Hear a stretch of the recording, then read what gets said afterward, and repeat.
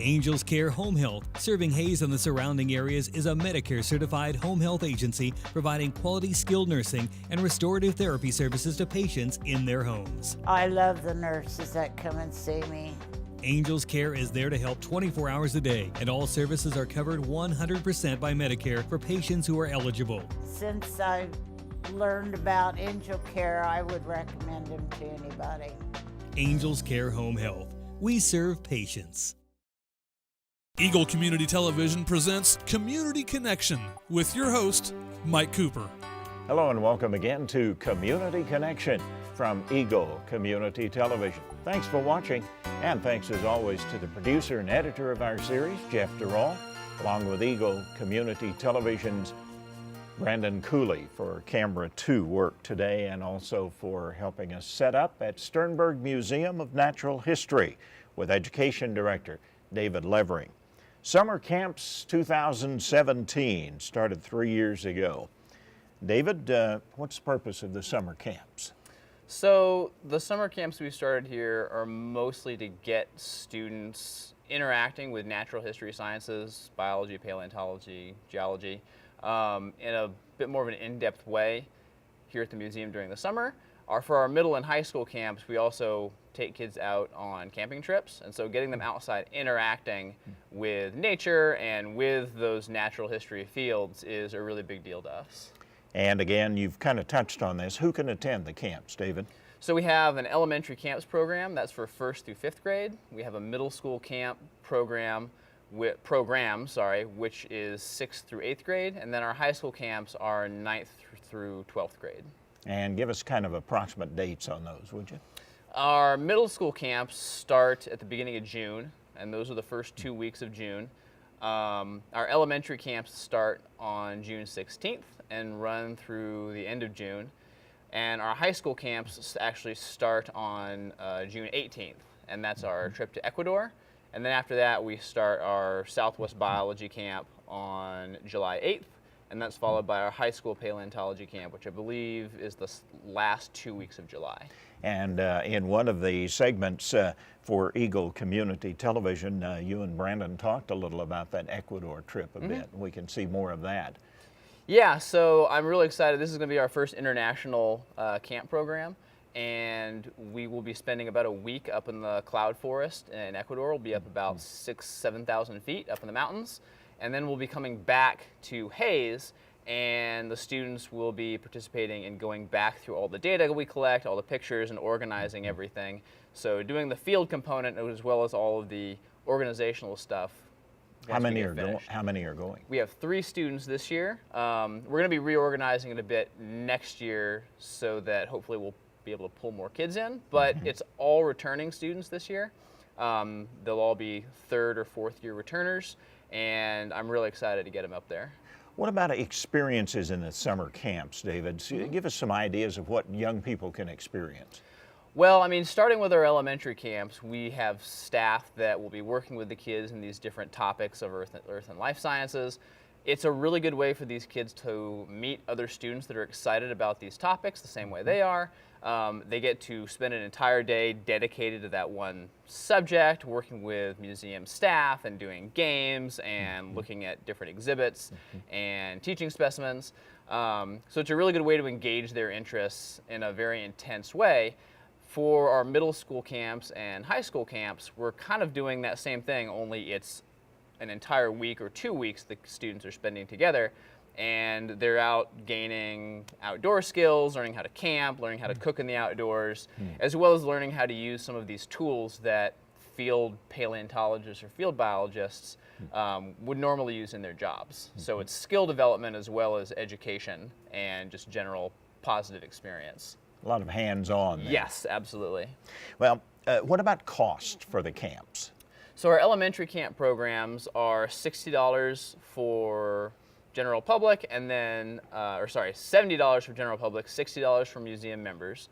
Our middle school camps run about $650, $660 for non-members, $600 for members, and our high school programs run anywhere from $650 all the way up to $3,300. So $650 would be Southwest Biology, all the way up to our Ecuador camp, which is $3,300 international airfare, and all that really hits it pretty hard as far as the price is concerned. Glad you mentioned that. Sternberg Museum members, would you tell people how they can become Sternberg members? Yeah, so we have forms at our front desk where if you want to become a member, just stop in the museum, tell the front desk staff, and they'll hook you up with a form.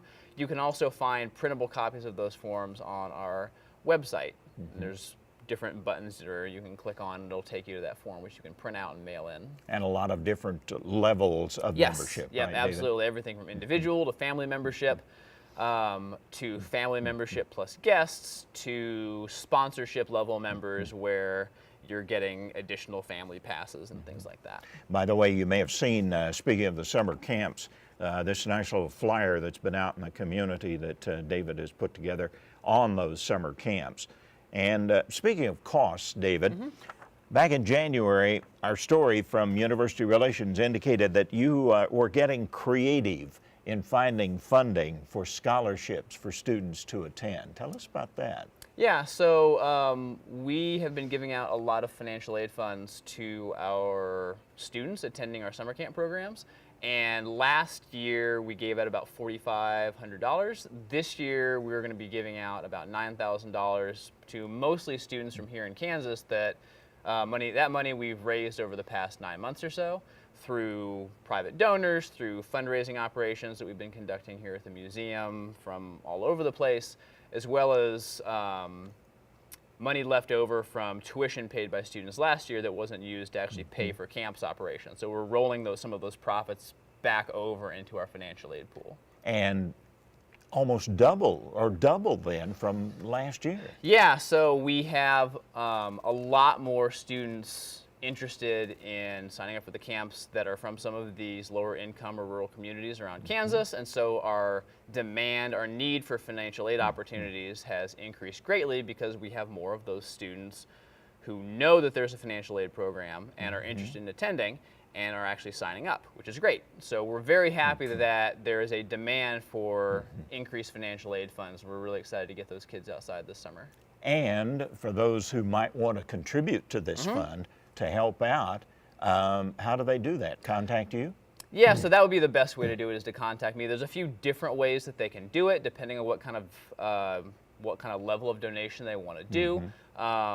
They'll either work with me and our office staff directly, or they may end up working with the university's foundation as well, just depending on the situation. But write a large check and let's get some more of these kids to these summer camps. Absolutely, yeah, and we're extremely grateful to all of our donors who are making these opportunities possible. Well, the scholarships are one part of it, but you also share information, videos and resources, equipment and things that you're purchasing with teachers, right, David? Yeah, so that's something that is going to be happening a lot more in the coming year, where I'm going to be taking media that we collect out in the field, video of wildlife, rock formations, what have you, and then turning some of that into usable classroom exercises and activities.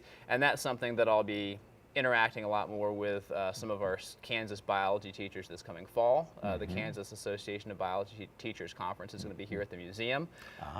So that'll give us a good opportunity to talk with some of them about what their needs are and find out how we can best turn some of these things we're collecting into usable classroom resources. So the Biology Teachers Kansas Association is going to move to Sternberg this time in the western part of the state for a change. Yeah, their annual meeting will be here this year. We're really excited to host them. Great. We'll be looking for further information on that. Who helps with the camps, David? I run them pretty much myself most of the year until we get to summer. I mean, we have our office staff and other members of the museum that are helping with different portions of the logistics, but I'm kind of the conductor of the entire circus, so to speak, the ringmaster. I thought you were going to say orchestra, but no, it's a circus, huh? Well, there's a lot of animals involved. Okay, all right, I got you. I see where you're going with that. So during the summer, I go out with the students, mostly in an instructional capacity, driving the vehicles and doing most of the organizing. I also hire seasonal staff, including teaching assistants, counselors. I hire a second instructor that works with our elementary camps program while I'm out in the field, and a classroom assistant for them. Curtis Schmidt, who is our zoology collections manager, goes with us on the Southwest Biology trip with high school students. And Dr. Laura Wilson helps out with our Sternberg High School paleontology camp a little bit, like hooking us up with field sites and things like that. During the summer, we have a lot of people coming through this area, staying overnight in Hayes, staying for quite a while in Hayes, vacationing and such. Sternberg, one of the first stops, a brand new exhibit for the summer. Tell us about this new exhibit, Life Before the Dinosaur.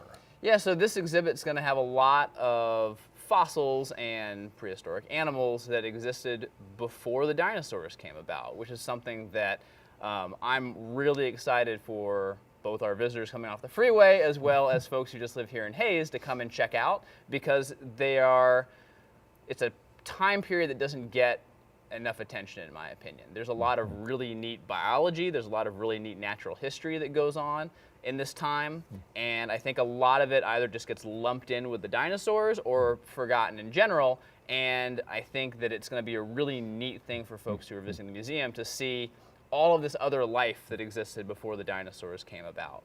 And it's everything from sharks to very large, respectably scary looking reptiles that existed before like this guy behind us right, here. before any dinosaur set foot on the earth. And you will probably hear from time to time David saying that famous phrase, "It's not a dinosaur," right? Right, yeah, so there's definitely a very understandable misconception based on how prehistoric creatures are portrayed in media most of the time, that if it's got big teeth and it's a fossil skeleton, that it's a dinosaur. And this is something that we spend a fair amount of time kind of educating the public on when they come and visit the museum for tours. And by coming and seeing this new exhibit, folks will be able to see some of these other creatures that are, in fact, not dinosaurs, but still very large, interesting, or some of them are smaller as well, like these different creatures that existed before the dinosaurs came about. And as an educator, you told us earlier that there were not that many dinosaurs that could be associated with our area of Kansas here. Yeah, so that's another definite misconception that we work with, is that while there were dinosaurs fossils, there are dinosaur fossils we find in Kansas, most of them died on the beach and washed out to sea. Once the ocean went away, there were dinosaurs walking around in Kansas, but we don't have rocks from that time. There were no fossils formed here.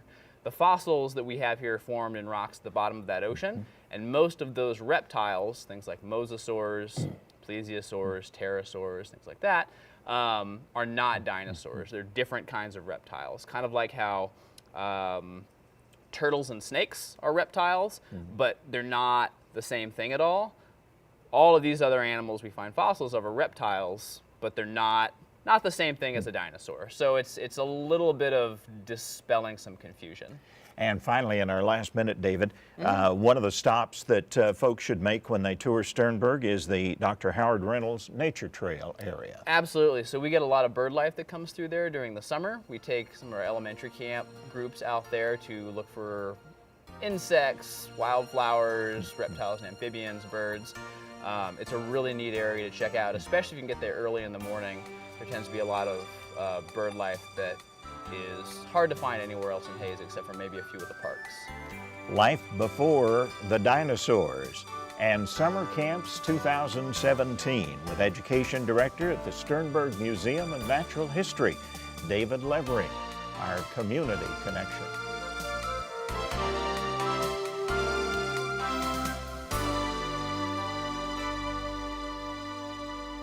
Angels Care Home Health, serving Hayes and the surrounding areas, is a Medicare-certified home health agency providing quality skilled nursing and restorative therapy services to patients in their homes.